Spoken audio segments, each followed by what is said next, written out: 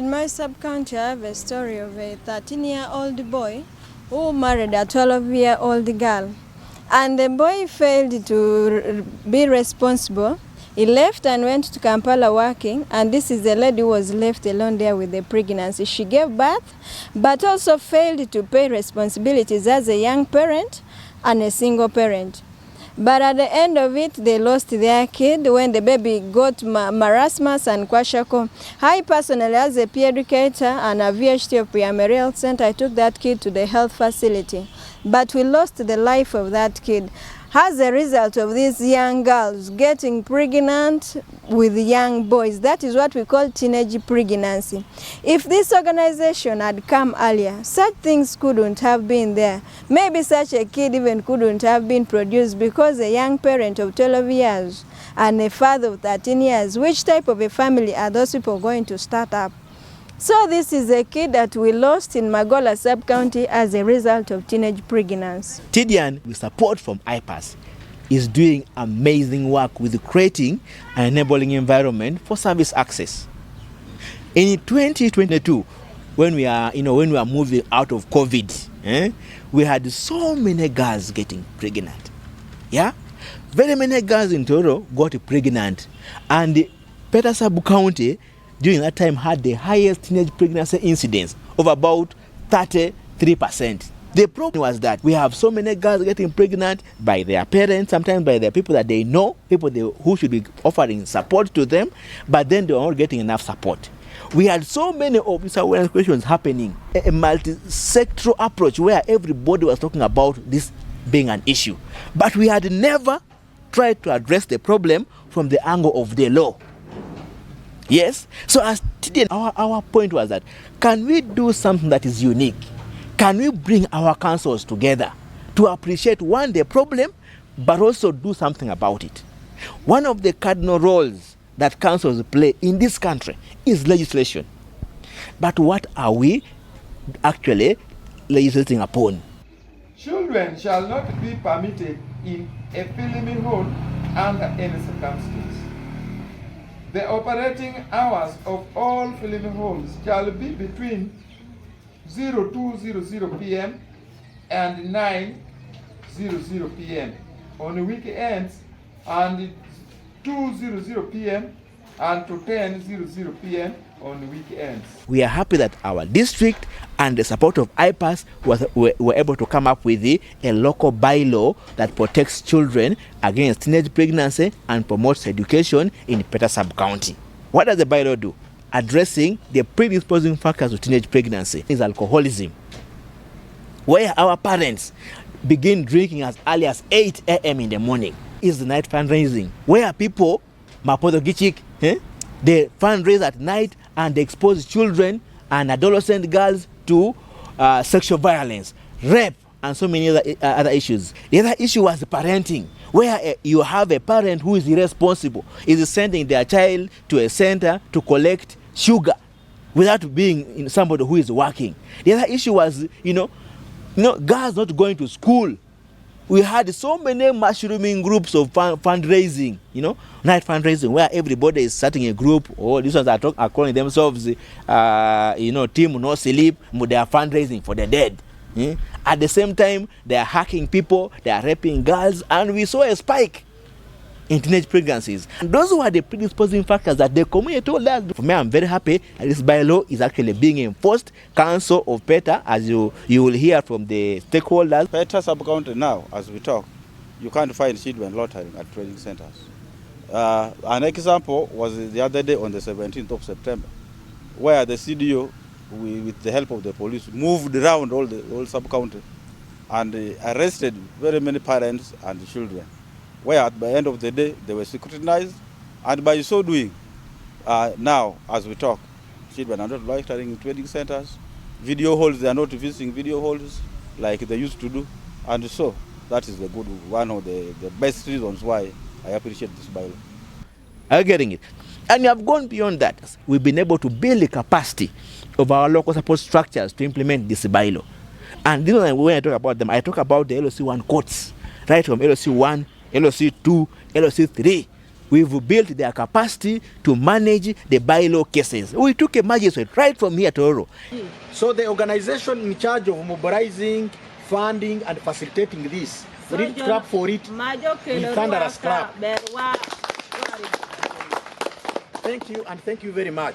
As a supervisor of 42 sub-counties or LC3 courts, on a selfish note and in the interest of justice, I want to request this kind of training be extended in all the sub-counties, because the people of Petra sub-county are now at a class ahead. TDYAN is one of our youth-led partners.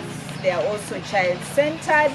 TDYAN has come a long way in seeing to it that they support and supplement to government initiatives. They took it upon themselves to mobilize resources, and they spearheaded the seeing of Petra sub-county preparing and endorsing a bylaw. However, after endorsing that bylaw, they were able to present it to our district council that solely has the mandate as well to approve this bylaw, of course with guidance from the different institutions. Thereafter, they came back and they said, but look here, we have managed to prepare this law, but enforcement is a challenge. However, we've been again able to mobilize resources from another partner, which is IPAS. So based on that, because of their good collaboration, coordination, they were able to engage the judiciary. They were able to engage the district with support from our DCD. And based on that, they came up with this 3-day training activity. Through platforms like the Young Students Scorecard and community focus group discussions, we've created spaces where young people, community members, and decision makers come together to define real issues, the outcomes they want to see, and how success will be measured. We've worked closely with the Health Unit Management Committees and the District Committee on Adolescent Health to strengthen data-driven decision-making and accountability, right from policy formulation and budgeting through to implementation and evaluation. And the impact is visible. As you'll hear from Petra, Center 3, and the stakeholders, the facility budget for FY 2024/2025 and financial year 2025-26 now directly reflects community priorities, particularly around reducing teenage pregnancy. This is what turning policy into practice looks like. What helped us to promote the bylaw, we integrated it into our health facility programs that we are carrying out community sensitization parish to parish at the sub-county level, that we are including the CDOs, OC, police station, health workers, parish chiefs, and the chief himself. We also incorporated it in our health budget because we saw it as being part of our achievement and also increasing on our service deliveries at the health facility, that we are supporting this movement around by those officials, as well as also we have planned already to engage now the teenage girls and boys to start sensitizing also the teenage, to promote the teenage activities. We are appreciative that there has been a change in regard to numbers of teenage pregnancy from 32 now to 20, meaning the bylaw is causing an impact. Better, where I've seen fruitful results is the issue of the bylaw. I've seen it working so much, and this answers most of our queries as a district, that ideally if there was a way to cascade these bylaws to these other highly affected sub-counties in terms of the teenage pregnancy, I think it would take us a long way as a district. So I would think that where need to be as a district, we continue lobbying to ensure that all these other districts, the like of Sop, the likes of Mirikit, mention them, which have high prevalences beyond if 27% at least could have interventions like the bylaw, introduction of the bylaw. I've seen it working in PETA, and I hope this can do the same way that it has really helped in PETA. However, as a district, we have had various interventions that we have tried to put in place, but we've not seen them working. At times we wonder, are we failing to get the actual problem which really causes these high teenage pregnancies? Because as for one, we've tried either sides, both at the parents' side and the side of the service providers. We've looked at issues like parenting. We've seen it not working also well. So we think there is something much more to be done, especially engaging various stakeholders, the leaders, political leaders, the community. We need the CSOs in play. We need the technical people like I myself in play in order for this particular problem to be solved. I believe the issue of that bylaw has a greater impact than all the other interventions that we have been trying out. In PETA sub-county, real change isn't just in policy, it's in lives. And from the biostatistician's presentation on data, approximately 13.7% of girls did not become mothers and wives too soon. Girls are now more likely to stay in school, to dream differently, and to lead. These are not just numbers, they are futures rewritten. Placed against the stagnant national teenage pregnancy rate of 24% according to UDHS 2024, PETA's steady decline is both significant and illustrative of real impact on the ground.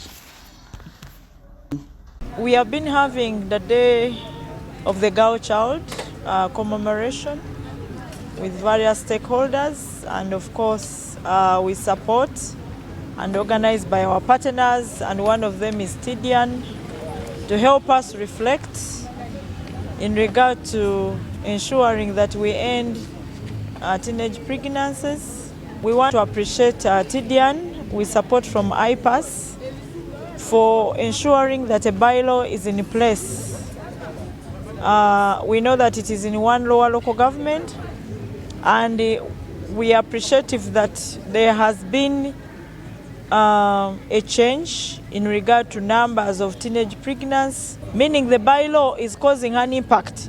Regarding the bylaw in PETA, I want to appreciate you and appreciate your efforts. But I think it is easier to have this bylaw now moved to the district level so that it becomes an ordinance that will cover all the sub-counties in Tororo. Other than, because now moving it to another sub-county, it's another, yet there are other sub-counties with similar problems. You've talked about Osia with 50%. So if the district, the cow is here, can be able to pick this, and then the motion is moved at the district level, so that it is passed, of course submitted Solicitor General, and we'll be able to follow it up so that it becomes an ordinance that actually for the entire district.